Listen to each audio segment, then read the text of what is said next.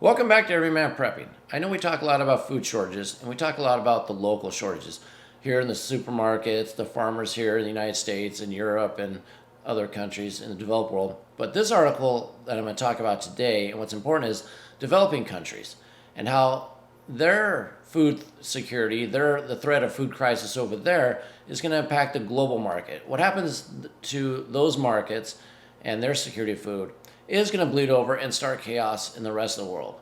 And not a lot of people are talking about this, so I think it's something important we need to look at and get into. So let's go ahead and start.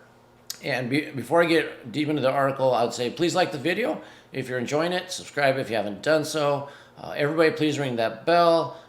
Give the thumbs up, and please share the video with your friends and family. So going on here, it says, very, very worried. Another bleak year expected for food security. And this is from a website that deals in developing nations and the problems that they face.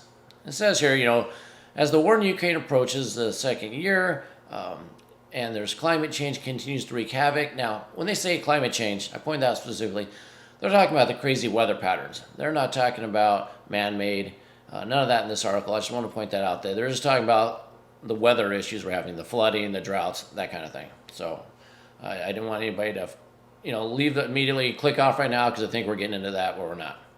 All right, and they're talking about the places such as the Horn of Africa. The experts are racing for another year of direct consequences for the global food security. So not just talking about the developed nations, but they're talking about how it'll affect the entire globe. And it says, so there's supply issues, but the high cost of fertilizers means it's still out of reach for many of the farmers.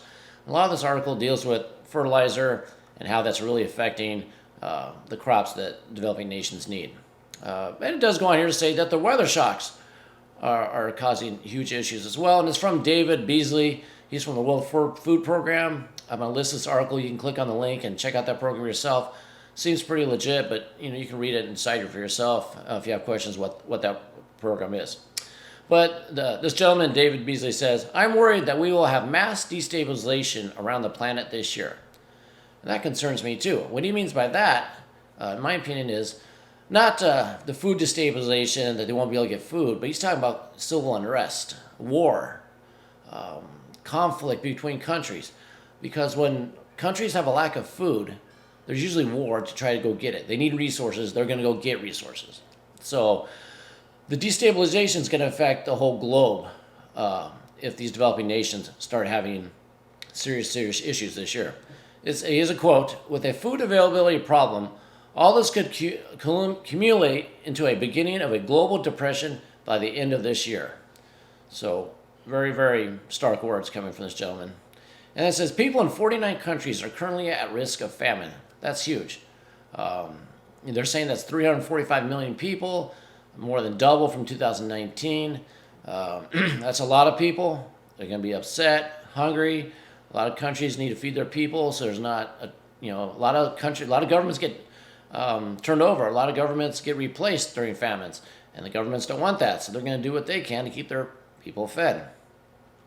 Continue on. It says here, as fertilizer prices are expected to remain elevated, David LaRobe, a senior research fellow from the International Food Policy Research Institute, you can also click on that when you read it and read about that institute. He warned against subsidy. This is what makes me think he's a pretty decent guy on the level. He warned against subsidies from governments. He says he describes them as expensive and not smart, and I agree. Basically, he's saying don't throw money at the problem. You can't solve this with money. You can't eat money. Money's not going to fix the fact that there's no fertilizer and no food. He claims that other interventions like increased access to extension services, meaning training, he says technical expertise, and data about soil quality are a better use of government funds. Totally agree with this. If they can't get the fertilizer because they can't afford it, it's not available, what can we do instead? Well, let's do a soil analysis. What amendments do you really need? Is there something else we can use instead? Is there a crop rotation you can do? Is there a natural fertilizer you can use? Is there something else you can do besides just throwing money at the problem? Is there something we can really do that'll help the farmer technically, basically, with real assistance? And then we go on further. It says, the demand for fertilizer in sub-Saharan Africa is low because prices are so high and many countries are suffering economically. So all these countries, there's no demand for fertilizer because it's too expensive. You think that would lower the price, but it doesn't. because the demand is global, and they're just selling that fertilizer to countries that do have the money. The countries that don't, they just suffer. The increasing price of rice is a huge concern, he goes on to say.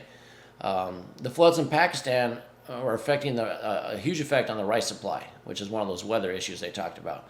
Rice is a giant staple in developing countries, and if they don't have it, that's going to, put a huge food threat on them, food security threat on them. The gentleman continues to go on for a quote. Overall, I am more pessimistic right now than I was in the fall of last year. So this is a 2023 article. So just a few months ago, he's even more pessimistic than he was. Quote, weather, level of stock, fertilizer, macroeconomic situation with the debt crisis and inflation. The situation is going to be tense again this year. So those are the problems he's laying out. You got the weather issues destroying things, fertilizer, economics, the debt, the interest rates, the debt these farmers go into, and inflation. They're all hurting all farmers worldwide. And it says here, now this is talk about the dollar being a reserve currency, why it hurts a lot of these countries and why a lot of these countries are trying to abandon it. It says because the dollar remains strong and international commodities are traded in the currency, in the dollar, many countries are having trouble importing basic staples.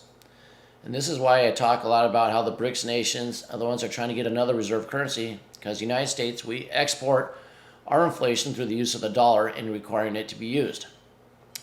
That's why I think this year is going to be a key time for that dollar. I think it's going to go away. There'll be a replacement.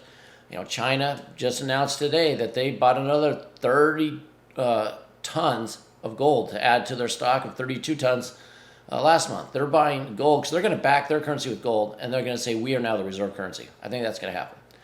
A little digression there, but the dollar is hurting a lot of countries, and there's going to be a revolt against it. Just be ready for that one as well. Going on. It says here, he goes on, he was hopeful that there won't be another spike in global food prices, but he remained worried that they have stabilized at such high levels. Just like my last video where I said that these prices aren't going away. These high prices that we have right now, people are getting used to pay for them. The companies are going to keep them that high.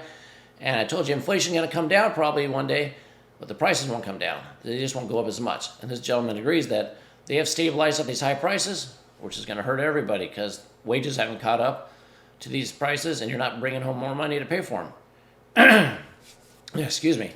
The gentleman went on to say, obviously, if you are a food and energy importer, that's where you start to be highly vulnerable. So if you're a country, you live in a country out there that imports food and energy, you're going to really suffer. That's a lot of the developing countries. That's even some of Europe and some of Asia out there. They are, especially on the energy importers. We know Europe's having a problem with that right now. So, this gentleman predicts they're going to be in trouble. See, all this leaves humanitarians bracing for the worst in 2023 as ongoing crises are expected to deteriorate further and more people are pushed to higher food levels of insecurity. One last quote here. All signs point to 2023 looking even worse on an acute level, on a chronic level, and in terms of malnutrition. The numbers we're seeing across the board at every level are increasingly concerning. So, not a very cheery article, I know. A lot of doom and gloom in there. But we need to pay attention to this. It's not being really stated out there that these developing countries are getting hit first and hardest. I mean, we think we have some shortages here, and we know it's going to continue and get worse. Those 49 other countries, it's going to be really bad. And some doesn't change, some really doesn't turn around this year with fertilizer, weather, conflict. As these guys predict, it's going to be a crazy 2023. So I just want to bring that to light to everybody, that we need to watch these developing countries because it's going to impact further how we're doing in the West, in Europe, Asia, basically in a global situation. So that's all I have for you. Please in the comments below, write what you think about this article. Do you agree, disagree? And anything else. You have questions, please put the questions below. We can answer those as well. It's a great community we're growing here, and people love answering those questions. So until next time, keep your ear to the ground, head on a swivel.